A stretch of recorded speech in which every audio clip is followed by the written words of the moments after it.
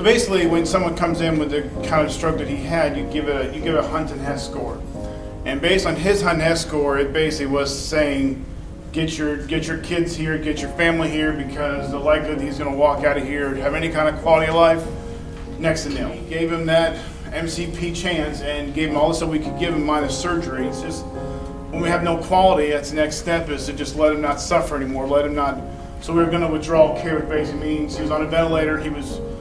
We were doing everything for him. Machines were keeping him alive. We were just going to withdraw those machines and let nature take its course. I remember that night praying for Samantha, not praying for him, because I figured he was already gone. But I was praying for Samantha to have her comfort and to just deal with his loss.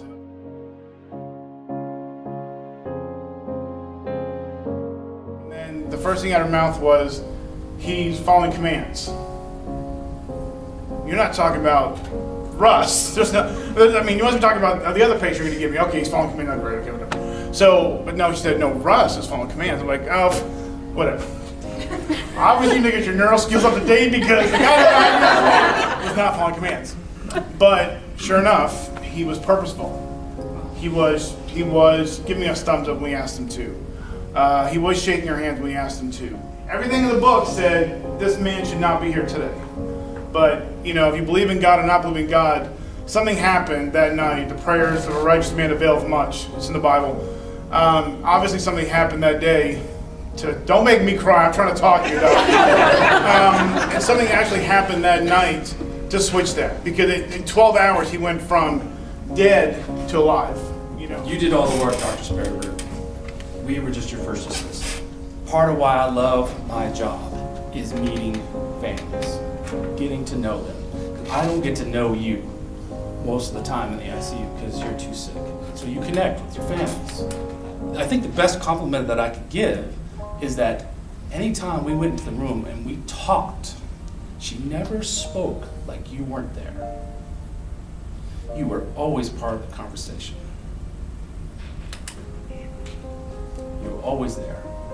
That's the best thing I could say. I want to be that person. I want to be that person. When I come into the room, like the families light up. And Sam was that person for me. She inspired me. In the face of adversity, you never quit. You never quit. You never gave up on him. You kept fighting. You kept a positive attitude. Thank you for letting me take care of you. Thank you for bringing me into your lives and all the nice things that you've done for me and my colleagues here. So thank you very much. It's hard for me to talk here right now because I feel like I had to get her ready to bury her husband.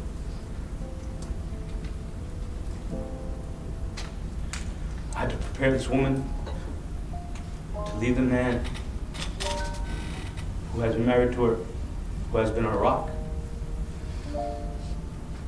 And I had to tell her that her best friend was gonna pass away. I tried to do the best by you and your wife by making her understand where you were at that time. I want to thank you for being understanding and allowing me to be part of your care. Thank you both for being here today. I think it's a true testimony and validation to what we do every day.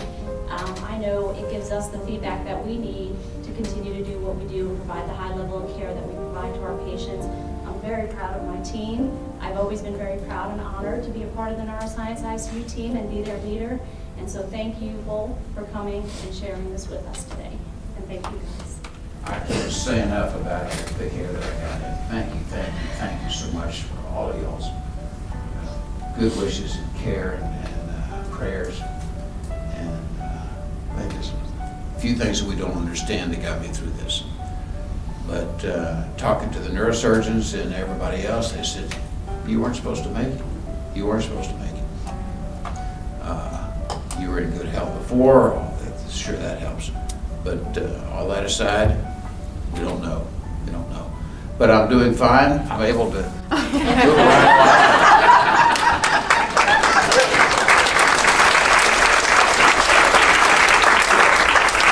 I sometimes make sense when I'm talking, and my wife still groans at some of my jokes, and I've still got a little diplopia in the left eye, the damage to the optic nerve back here. I've lost lateral and inferior field of vision and some diplopia, so it's, if I look a little tentative climbing stairs and all, that's why.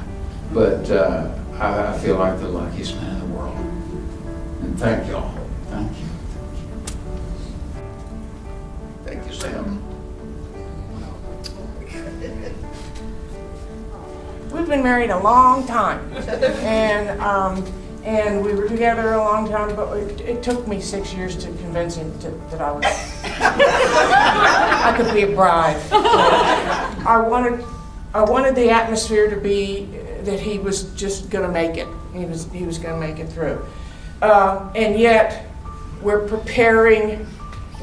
Mohammed did the first shave, and I said, I don't care if he is going down the tubes, he's going to be groomed. As medical professionals, I think you realize you have to do the right thing every time.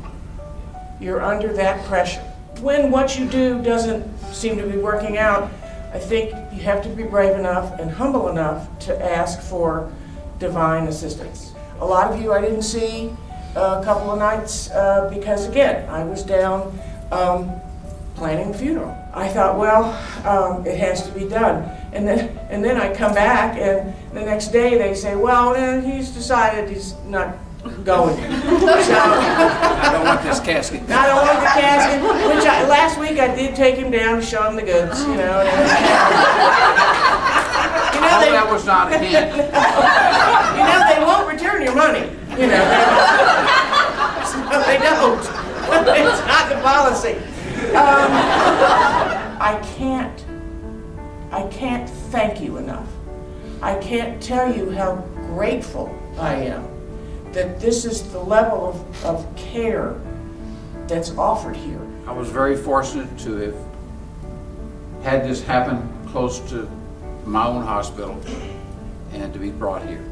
This team saved my life. Yeah. And many others, no doubt. Yeah.